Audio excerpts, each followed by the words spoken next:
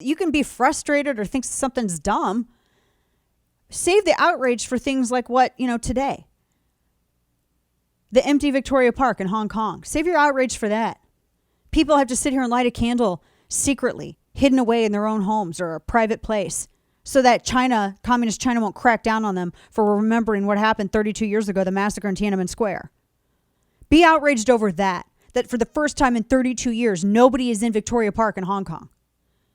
Be outraged over the fact that Twitter banned Trump, but they allow the literal actual spokespeople for the Communist Party of China to try to rewrite history and say, oh no, June 4th was just an incident. And it's actually integral to our overall socialist plans. It actually made us better. This is the stuff that they're saying on social media.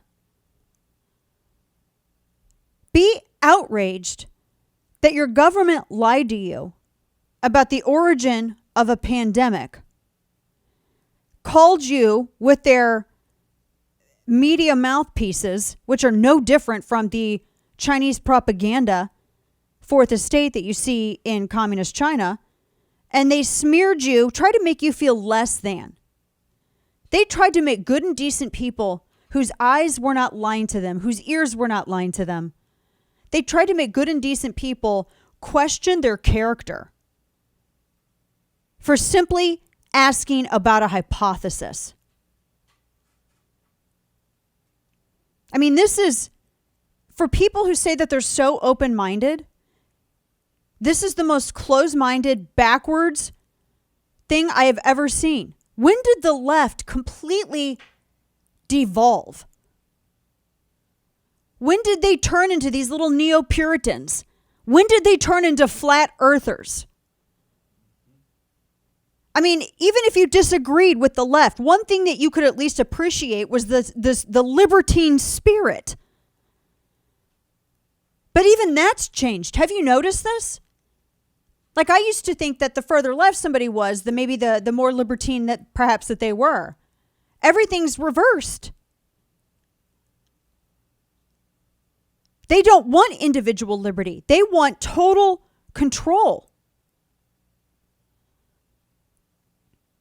It reminds me of a friend of mine made this point the other day.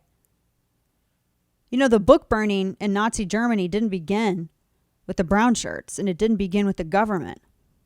It began with the students. The students burned the books first.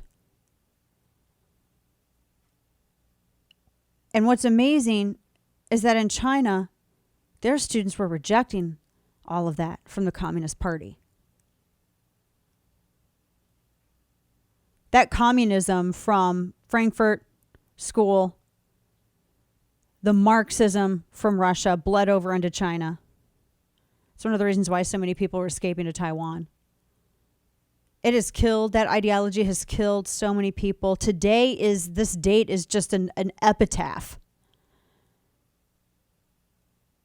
And here we are in the United States dealing with a non-free press that is so invested in power and proximity to it that they spent over a year lying to you, making you feel bad, impugning your character, accusing you of the sinful act of bigotry because you simply wanted to know whether or not this leaked from a lab or not.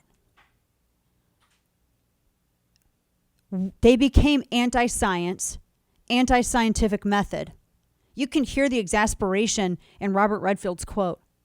I expected this of politicians, but never from scientists.